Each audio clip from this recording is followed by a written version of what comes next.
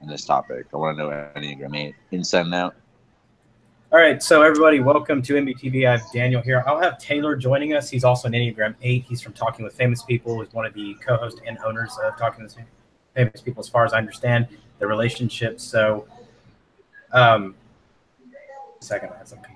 Okay, so that being said, the topic is Enneagram 8. We're going to dive into some of the relationship between cognitive functions and our respective MBTI types. And so that being said, I'll make sure when he pops in here, we'll go into it, and then we're going to go into a little bit of detail.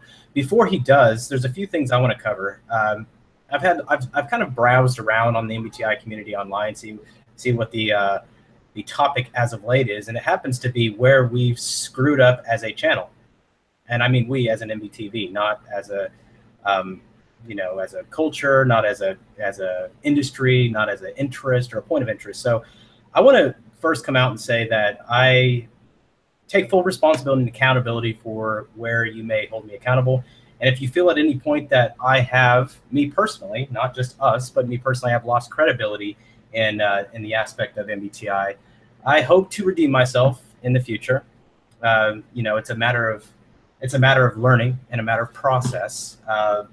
We've had obviously two of our hosts change types right before our eyes. And what I mean by change types is they further understand themselves and they figured out a type that is more relevant to who they are. There's two things that are required when you're looking for your type.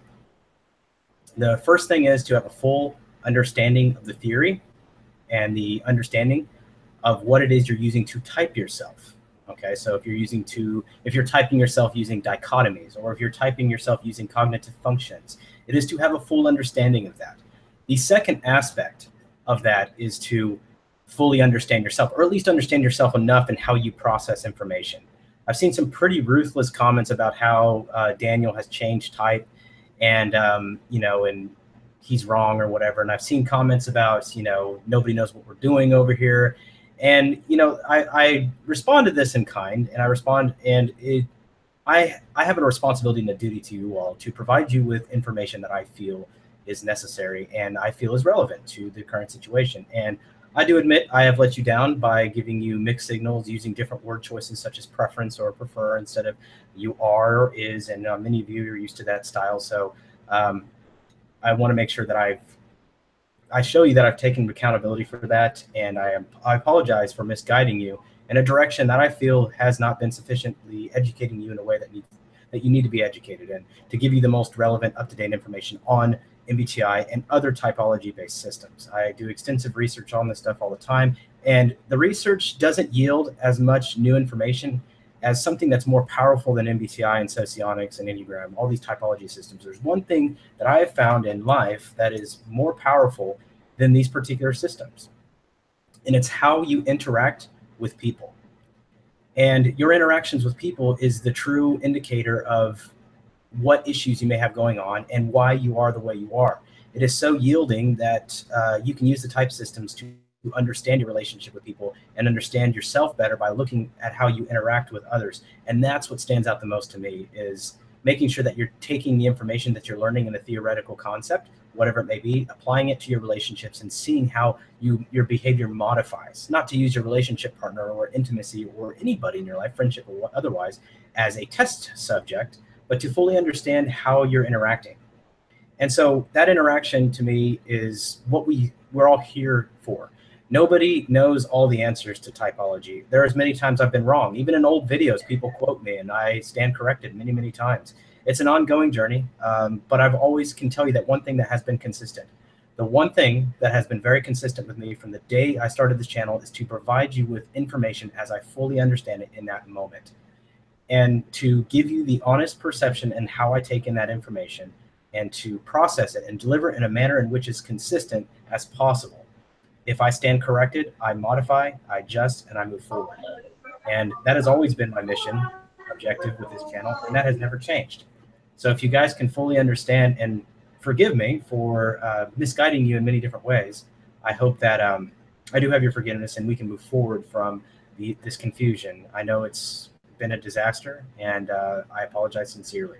So as soon as Taylor gets on here, we'll go into Enneagram 8. Hey, and Damon. Yeah. I just wanted to chime in here because I'm trying to. I mean, I guess I have to get up to date. You know, I understand that a lot of these conversations I'm not present. You know, viewing them, but you know, you have to remember that regardless of whatever system or topic that we're talking about, whatever we identify with, that everything's just a journey in progress, like you said. Changing my type and Trey changing his type. You know, regardless of that situation, you have to understand the system, but you also have to understand how it applies to yourself, right? And so everybody has their own journey, right? And as we've had numerous conversations of, you know, talking about what it takes to really kind of evolve your awareness to really have it match, you know, and match to what feels right and in your own progress. It just makes more sense to see everything as a learning experience and kind of like personal growth as it is in real time, whether as something that's incorrect or not. Yes, Right. and So there's got to be. you can. Oh, sorry, Daniel. You can witness this journey on Daniel's video of ENFJ and ENFP, how he made that transition. And I can tell you from personal experience that being around Daniel in person is a lot different than watching Daniel on video. And it's the same for me. You're going to see a different aspect of someone. So don't be so quick to jump the gun. But ultimately, more important than someone's type, I want to stress to you this. We're in the typology community. I've complained about this before, that somehow we're so fractioned. And what fractions us is something as simple as a difference in understanding of type theory, right? So you have somebody who understands type in the sense of, okay, well, I understand it in the way of Socionics, or I understand it in the way of Model A or Model G, or whatever it may be, and then that creates dissonance between you and another person. Don't let your understanding of type create the very thing that we're trying to achieve in type, which is enhanced relationships with other people and an enhanced version of ourselves. And if we can start understanding that about type and how we're using the community and how we're using this information to move forward, then we can actually do that. So I do take accountability because as one of the, whether I like it or not, as one of the leaders on this particular platform of typology, as we produce consistent videos related to typology, I take full accountability for the information that's being delivered and the integrity of that information. And if it's compromised in any way, it's compromised by my own perception or that perception of which whoever's presenting them information on this particular channel. I want you guys to still have faith that we will continue to provide information as we come across it to you all. And feel free to challenge it at some way. If you feel that something is off, that something is incorrect, it's important that we learn to disarm ourselves and disarm each other in the way of being gentle and cordial to each other as human beings. And there's never an excuse. Daniel, we got a lot of background noise. I'm muting you real quick. There's never an excuse for behaving in a certain way and treating somebody as if they're not human. And we all make this mistake. I made this mistake yesterday. I mean, it's constant that we lash out or we go get angry or we snap or we have something we're bitter toward. And let's just make the attempt to become better members of this community so we can enhance the overall knowledge of each other and help each other become more consistent with each other and more consistent in the way that we treat each other as human beings. So Daniel, did you want to add something? Yeah, I did. You know, for one, like you're saying, you know, you're emphasizing kind of like the overall picture is that, you know, our platform is really,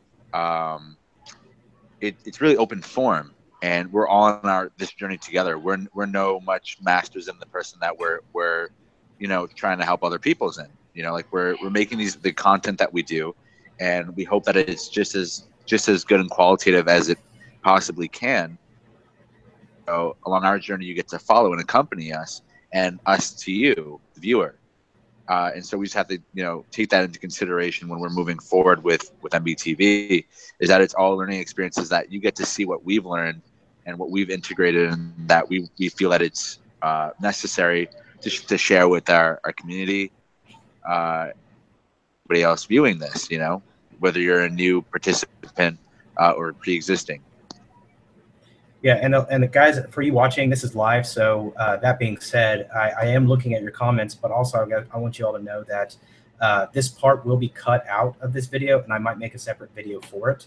Just so you know that I am paying attention to your comments, but it's off topic. It's not related to Enneagram 8. I'm just waiting for Taylor, and I didn't want to start the show late. So just give us a little bit more time, and give Taylor a little more time. He will arrive. He just confirmed with me a few minutes ago, and so he's taking care of a few matters that he'll be. And Taylor is who?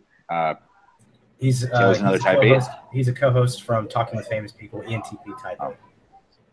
Oh, nice. This is going to be very cool because... Yeah, so it's all 8 cognitive functions being represented. Now, granted, we both have tertiary or inferior feeling and vice versa, sensing. And so... Well, me and you have synergy with Taylor, so this is going to be fun. Yeah, we'll see where it goes. Hopefully, we got an agenda. We know what we're going to discuss, so just hang on, guys. I apologize for the delay here. If you would, just stick around a little longer. By the way, Damon, I can't see the comments, so if there's anything that addresses me, just let me know. Sure. If it's relevant. His MBTI type is ENTP, so he, like I said, all the cognitive functions will be represented. Now, granted, feeling and sensing will be represented in a smaller aspect, but I think. Oh, whoops. Yeah, let me, he needs the link again. I apologize, guys. Hold on 1 second. All